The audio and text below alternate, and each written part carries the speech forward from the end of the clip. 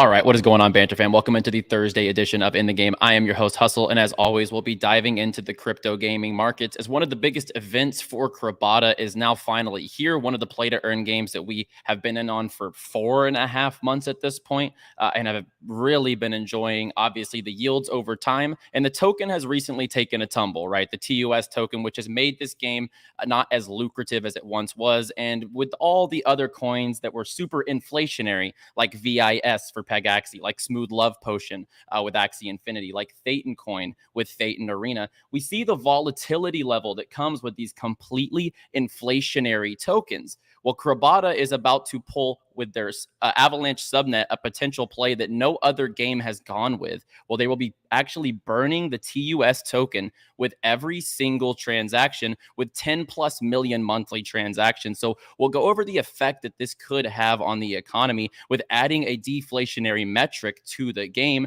as well as the battle game launch later this week, and what my strategy is going into all the changes here within Crabada. So without further ado, let's get in the game. T-minus 15 seconds. Guidance is internal. 12, 11, 10, 9. Ignition sequence start.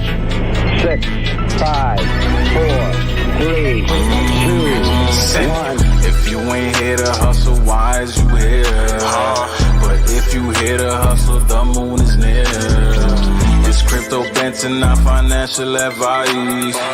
If you don't listen, what's the cost, what's the price? This ain't a game, put you on game. I know we gon' play, but ain't a percent. If you ain't here to hustle, why is you here? But if you here to hustle, the moon is near. It's crypto Banter, not financial advice. If you don't listen, what's the cost, what's the price?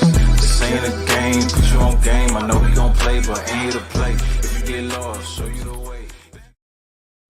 All right, and let's get right into it. And just a reminder that the show is sponsored by Seedify, the top launchpad in all of crypto gaming, as well as Spintop, the official gaming ecosystem of the Crypto Banter in the Game show. So let's go ahead and get into it as the great Crabada migration goes down on May 13th of 2022 at 7 o'clock UTC. And as they tweeted this morning around 3 a.m., T-minus 24 hours till we start migrating to the brand new network, the Swimmer network. And the Swimmer network is actually live right now, and you can go on the block explorer and actually start seeing transactions going through, the block time, the total blocks, the amount of wallets, etc. So this is live, and this is already processing transactions as we see the future of crypto gaming diving in for Crabada. And we go down and the network fees, which is the most important. If you have been participating in Crabada, you will know for a fact that these gas fees on Avalanche are starting to eat away at the profit.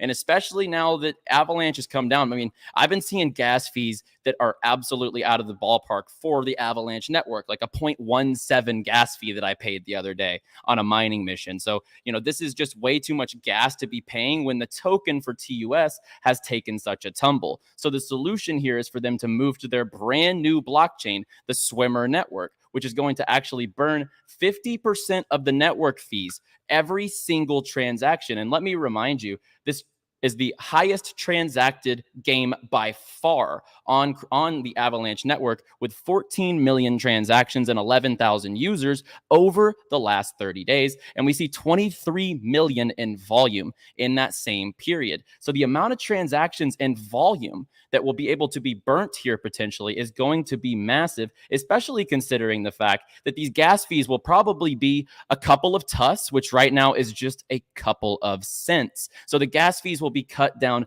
tremendously. And as we see, 40% of the fees will go to the validators and 10% of the fees will head towards the Swimmer ecosystem, which I absolutely love this layout of the fees. And the fact that 50% will be burnt, this is something like I mentioned in the intro, that this is something that's never been done in crypto games. Axie Infinity, I guess, would be the closest to it, where they came out with the Ronin blockchain. But what they missed there is they didn't burn the Smooth Love Potion token. They decided to use the RON token, RON, to burn every single transaction. And now we see SLP is in the gutter, and could maybe never recover. We have Thetan Coin here, the earnings token with the Thetan Arena. There was not a good mechanism to keep these afloat. We see, Peg Axie, they had a great run. It absolutely got up to, I think it was like 23, 22 cents, 25 cents. And now we see it is in the gutter as well because the inflationary metrics on these games are very volatile. Sometimes they get way out of hand. Users come in, the hype cycle begins, and it becomes unsustainable, truly. Well, we'll see if the blockchain integration for Crabada can reverse that tide. So here's some frequently asked questions. If you have staked CRA tokens, the governance token, CRA, you will not have to move them over to the new blockchain. You can keep them on the Avalanche network. You need to disassemble your teams. So if you're going on mining, like let's say you're going on mining raids, you need to disassemble your teams, take your teams apart, and then manually move them over to the brand new blockchain on Swimmer Network. Let's scroll down. Do you need to migrate your Crabada NFTs one by one? Yes, you will have to do them one by one, but pardon me. I was really talking about the disassemble. So let's say, do you have to migrate the Crabada NFTs one by one? Yes, up to 30 can be bridged in one transaction. That is absolutely insane, in my opinion, because on the Avalanche network, when you're moving your crabs, it's one at a time, and you're paying gas every single transaction. So the fact that they can handle up to 30, that's amazing in one transaction. We're talking about 30 crabs, one transaction, much lower gas fee. This is going to be a big play for Crabada if their blockchain can handle this bridge, because we saw the DFK bridge was super slow. Now, if Swimmer Network can process up to 30 crab NFTs at one time, that could be amazing. And what are the pairs on Swimmer Network? TUS and CRA, the governance token, will be traded on DEXs and on the C chain and can be bridged bi-directionally. So a big change coming up for the Crabada blockchain. As well, we see they will be partnering with CELR Network for the C bridge. And this will be the bridge that you use to move over your crabs on May 13th, which is tomorrow. So this is a big event for the Crabada economy. And as aforementioned, it's powered by Avalanche. This is Avalanche's second subnet to go live behind DeFi Kingdoms, and they will be utilizing the TUS token. And as mentioned, this is a live blockchain. Let's just give it a refresh here. So 11.4 second block time, 10,000 total transactions, 10,000 total blocks, as well as 135 active wallets. This will be multiplying tomorrow once the migration comes across and people are moving over their crabs. It's going to be interesting to see the amount of transactions and the amount of wallets, etc. And just if this gets clogged up like DeFi Kingdoms did. I hope they learned from that mistake. If you remember, they pushed back the blockchain launch to try to make it more efficient. To bridge over your crabs. You cannot move your crabs yet. It will start on the 13th. So let's go ahead and take a look. If you need to add the network to your MetaMask, this right here is all of the details, and it is also in their white paper. So you can go to the docs on Swimmer Network. So let's just go Swimmer Network. You would click documentation. You go over to network details. You'll be able to see the main net details. You can add this right away to your MetaMask, and the network will be there for you. The bridging process will begin on the 13th, and this would be all of the RPC URL, symbol, Swimmer Network, etc. You can find this right here under network details in their white paper. And then for the bridging details, there will be a migration process from the C chain over to Swimmer Network. Up to 30 crabs can be migrated at one time. Eggs cannot be bridged to Swimmer. So if you have an unhatched egg from breeding, you will not be able to bridge that over. You would actually have to morph it, hatch it first, and then move it over. So that would be the process there. And this is under bridging details, and you can migrate your crabs there. And I want to point out a couple of key resources that are going to, I would say, keep an eye on. You want to keep an eye on the sales. How will this affect the amount of activity in the marketplace? So we see sales here. Let's go to the population. We want to see if this brings breeding back to being a little more lucrative as well. If TUS starts seeing positive action, etc., and breeding becomes as lucrative as it has been in the past, this could be a major play. With the new populations coming into play, we see the primes have taken over. The primes are about 34,000 into the population. We have 24,000 bulks, 22,000 craboids. And for the battle game, I have been picking up craboids and primes. I have noticed from the battle game, and let me just go ahead and I'm going to open up the battle game here, and we can potentially play a game of the battle game. But The battle game is where I have been focusing my, I would say, buys in the marketplace. I have been accumulating craboids and I have been accumulating primes because their attacks are the strongest for the upcoming battle game. So let me pull up the game here and we're just going to dive right in. So this team here is actually 2 craboids and 1 prime crab. I'm just going to play a game in the background here as we go into the arena. So this is going to be a sample of the battle game. This comes out right after Swimmer Network goes live. And this is really Axie Infinity-esque, right? This looks exactly the way that Axie does, 3 and 3 on each team. And Sunkens will destroy Craboids. Sunkens do look really good as well. I completely agree. And if you're looking to get ahead of the curve in the population, looking at crabs that are underpopulated is a good way to get ahead.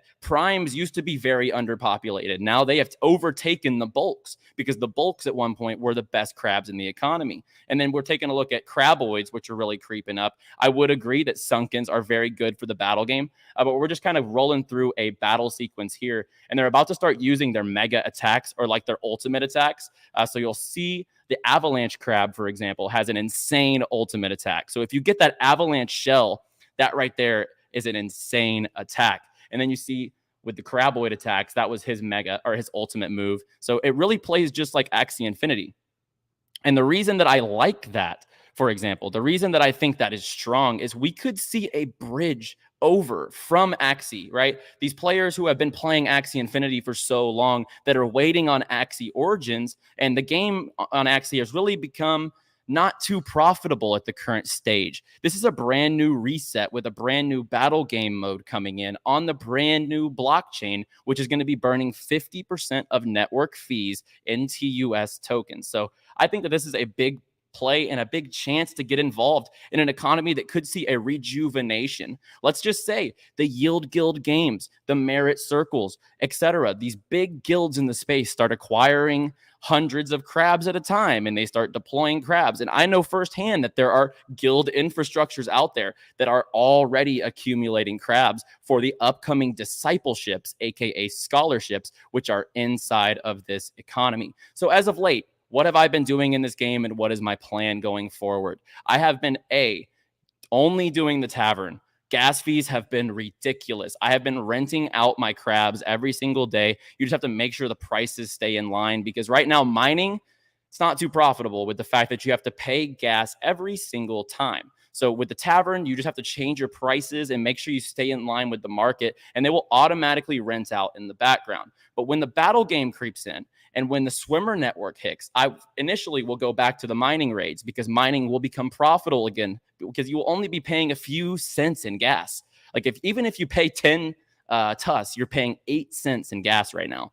So we're looking at a drastic drop in gas prices. On top of that, mining will become lucrative once more because you will be earning the same amount of TUS. But the battle game is said to have more rewards. Obviously, it is the active game where players will have to sit there and battle and game after game try to win and earn TUS tokens. And the discipleship program will be the scholarship program.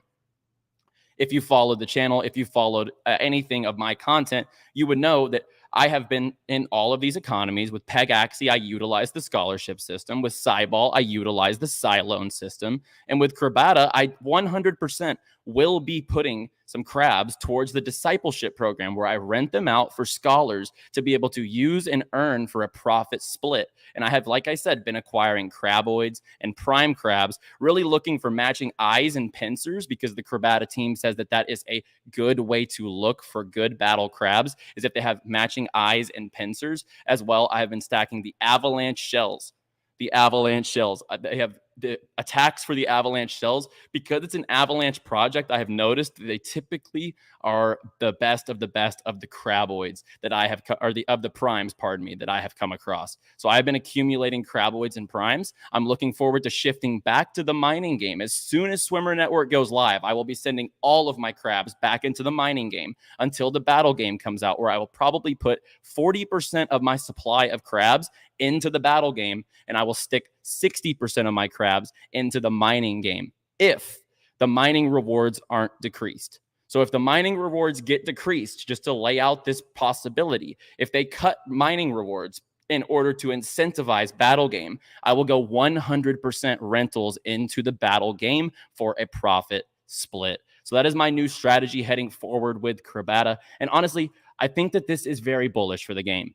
No other ecosystem has implemented something like this that is going to burn the inflationary token to a level of 50% per transaction on a game that's transacted 14 million transactions over the last 30 days. And another thing I want to point out, this is so important, guys. User count, really, like just a few days ago, users have dropped because some people have stopped sending mining raids until the swimmer network. But up until literally 2 days ago, this chart has been nothing but up on user growth. More and more players are shifting towards this economy. And if guilds come in, if Battle Game brings in a new influx of players who want an active game, maybe some Axie experts who want a little more of a lucrative earning opportunity, this is the time to potentially take a look at Crabada. And I am very bullish on the future. And as I've mentioned, guys, I'm still in Pegaxie. I'm still in Cyball. I'm still in Crabada. So, like, I compound these games. And like we preached on my last show, if you want to learn how to spot trends, I talked about this on my last show, how I spotted Pegaxie rising before the hype cycle, how we capitalized on a game early like Cyball, and how we got in on Crabada and have really been earning these yields for months and months up to this point where the dips don't affect you if you time this game right. And this is not a game.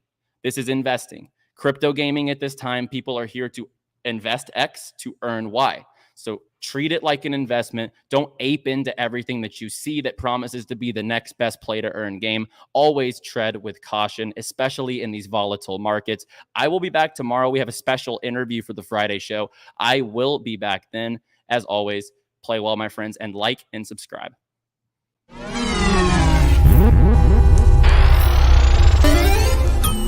Mm-hmm.